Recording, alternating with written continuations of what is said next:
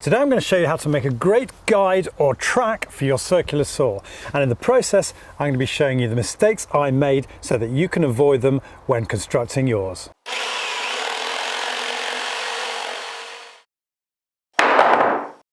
Now, particularly if you're new to circular saws, I think it's really important to understand a few things before you plunge into making your own saw guide. So in the first part of this video I set the context so that you can understand which saw and guide is right for you. But if you don't want to listen to all that, skip to 6 minutes in where the build begins. Before I get on to how I made my guide, let's have a very quick chat about why you need a circular saw like this in the first place.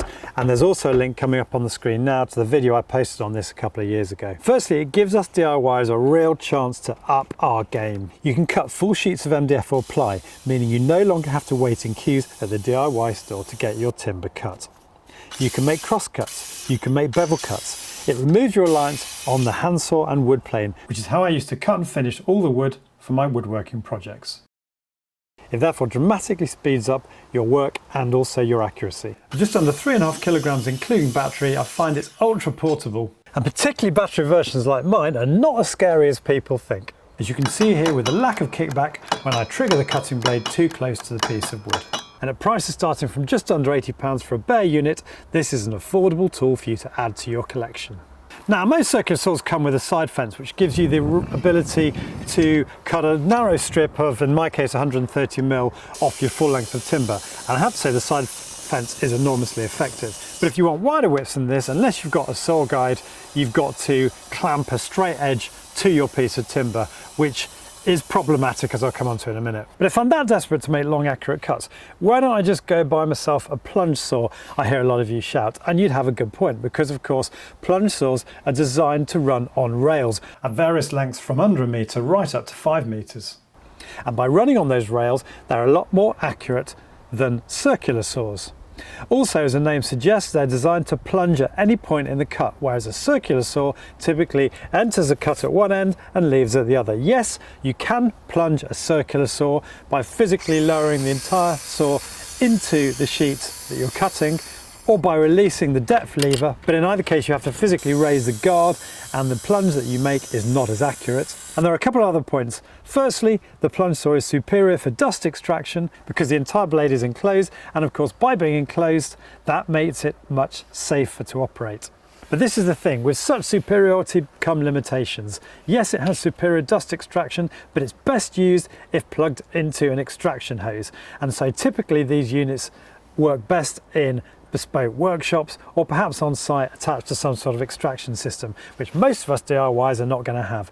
It's also almost twice as heavy. You're typically looking at 5.5 kilograms upwards for a plunge saw, and finally it's a lot more expensive. And just to throw a further spanner in the works in case you weren't confused enough, there are hybrid products out there like this Evolution R18TR-0, which are circular saws designed to run on tracks. Remember, the whole reason I'm doing this video today, my circular saw, the base is as flat as a pancake. It's not designed to cling to any guide rails, whereas this Evolution has a groove which mates with the guide rail, a feature you'd more expect to see on a plunge saw base. In case you're wondering what I'm doing today with this Evolution, I was sent it over 1.5 years ago to review, and I just, for one reason or another, haven't got it out of its box. I think it's partly testament to just how convenient and useful this little circular saw is. But at £74.99, although this is mains powered, it is worth looking at because you're getting a lot of tool for your money here. It's a shame it doesn't come with any rails, but you can get either a 1.4 or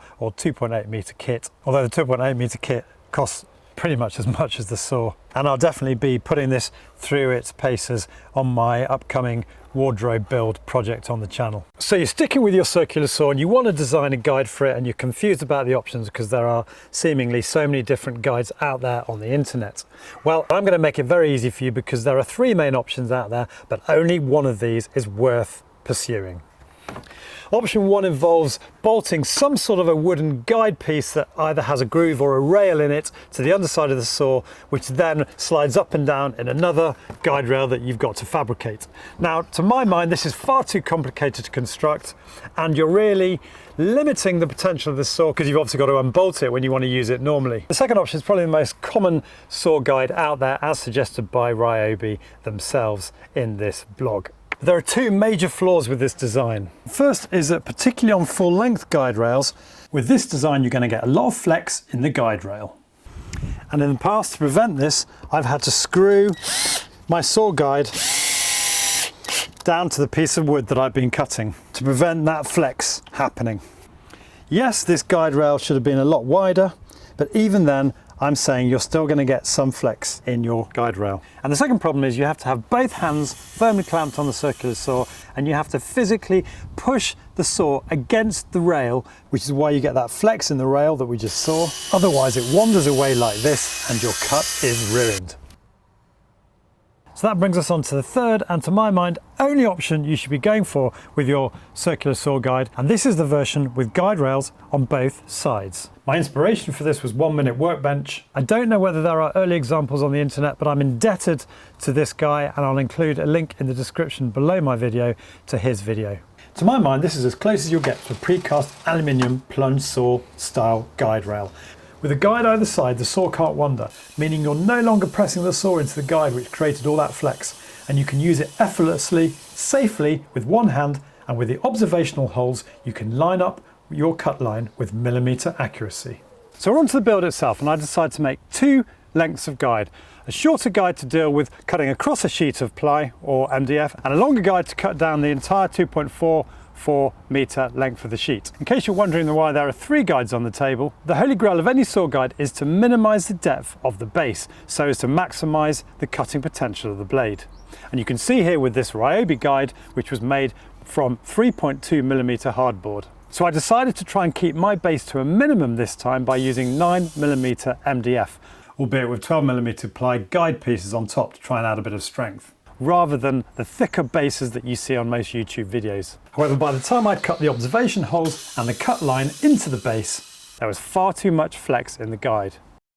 Although to be fair, when I experimented with this guide later in the day to cut down a piece of 18mm MDF for a headboard I was making, because with this design I don't need to exert any lateral pressure on the guide pieces, there was no deviation of the blade, in spite of the potential flex in the guide. I rescued the smaller guide by gluing an additional 5mm sheet of ply to the underside, which has actually made it really rigid. But for the purpose of today, I'm going to concentrate on the guide that I made with 12mm ply. A word on this ply, it's called Chinese hardwood or exterior ply. I bought it from my local builders merchants, but it's pretty dreadful stuff. The glue between the laminates is either poor quality or non-existent, and the laminates themselves are structurally all over the place, or actually also non-existent in places. If you can, try and make yours from good quality ply. And please, if you've got any good ideas of where to source this stuff from, do let us all know in the comment section below. I don't have a workshop, and so the perfect companion for cutting full sheets of MDF or ply is a workbench, and I use this hinged version I made a few years ago. A link to the video series will be in the description below the video. Don't worry if you haven't got one, you can simply stretch one of your sheets of timber over a couple of sawhorses and cut the others on top of that. Then it's really important to use some sort of sacrificial piece between the timber you're cutting and the table to protect the table, but also so that your blade leaves minimal splinters in the underside of your cuts. I found an old piece of 6mm MDF in the garage and cut it in 2 to create a full piece stretching the entire length of the workbench, and you can see here how effective it was. Next, I decided to put a new blade on my saw. To be honest, it didn't really need one, as the old blade, which I've had on the saw for as long as I can remember, still looks pretty sharp. I was initially unimpressed with these blades when I bought the saw, as they're so thin, but this makes them incredibly efficient in cutting through sheets of wood, and if you set your saw up right, there is zero wonder. And what I mean by this is it's critically important to accurately set the depth of the cutting blade. Ideally you want half of a tooth poking out just below the material that you're cutting through. If you have much more than this, or even the blade fully lowered as I did when I first bought the tool, you'll find it wanders around all over the place, even if you're trying to use a guide. And I would have thrown the saw away if my carpenter mate John hadn't pointed this out to me. The trick with making a saw guide is to use the factory edge of your sheet as a perfectly straight edge to run your saw side fence down to create the guide pieces, as these are the bits that your saw will run against and keep your cuts straight. Whilst the shorter guide rail had 80mm wide strips, after the problem with the flexing and also to potentially accommodate hinges at some point, I increased the width of the guide pieces to 110mm, although I reduced the end pieces of the guide to 90mm as I was concerned to maximise the cutting length of the guide. My battery powered leaf blower is a fantastic way to keep my workbench clean in between cuts. I don't know what I'd do without it. With 110mm guide pieces cut, I can lay them onto the base section and mark off the approximate width of this, in my case 355mm. Make it a little wider than necessary, as you can always trim it down with your circular saw when the guide's complete. I cut the base section by using as a saw guide a piece of the 9mm MDF left over from the aborted earlier builds, clamped down to the work area with a couple of Axminster trade clamps. I'll include links in the description below the video. As we discussed, circular saws aren't great at plunging, so you want to oversize the length of your board so that the saw can enter the piece you're cutting with the blade already lowered to the correct height. Note how far from the edge the cutting blade is. You want to measure from the centre of the blade to where you want your saw guide to end, and add this to the size of the board you want to cut, with a little extra margin for error. In my case here, 2440mm is the typical length of the sheet of MDF or ply. I've made my saw guide 900mm long in total.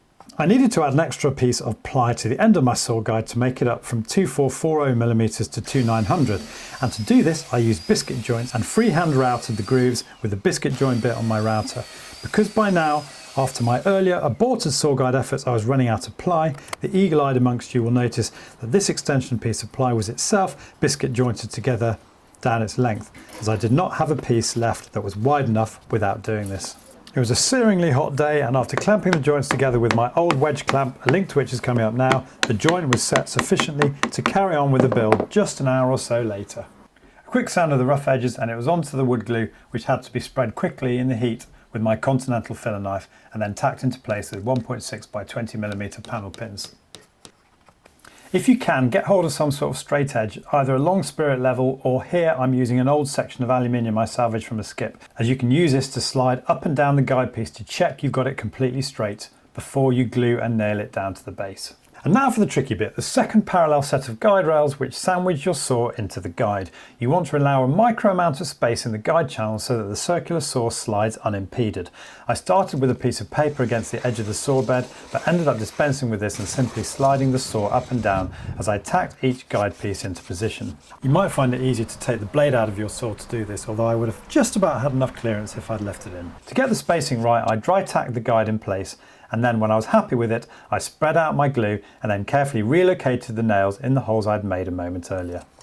I could then glue the end pieces in position, checking they were square with my Bajo mini combination square. My circular saw has an extrusion at the back which interferes with the end section of the saw guide, so I routed a groove into the guide with a little 1/4 inch shank trim router featured in a recent video. It was then time to draw the cut line on my guide, which I did by holding a pencil into the cut indicator on the front of the saw bed. You want to drill your observation holes before making the cut in the base, and I decided to spread these much further apart than I had in the prototype guide that I'd made with a 9mm thick MDF base. As after all, if you're cutting a straight line, you only need to check it in a few places. So my holes are spaced 250mm in from the inside end and 740mm apart. And I used the 51mm cutting bit in this Bosch set I've had for a number of years. All that remained was to make the cut down the length of the guide. If you can, I recommend lowering the blade into the guide with a depth clamp released rather than trying to lower the entire bed of the saw into the guide. To be honest, this is the trickiest part of the process, as it's very hard to get a reliable straight plunge, as you'll see here. Although if your saw does wander a bit making this initial plunge, just true up the cut as I've done here, as it won't affect the accuracy of your saw guide when you start using it. I could have pretended this didn't happen, but I want you to be alert to this issue to give you the best possible chance of doing yours accurately. Oh, and don't leave your improvised dust bag unzipped like I did.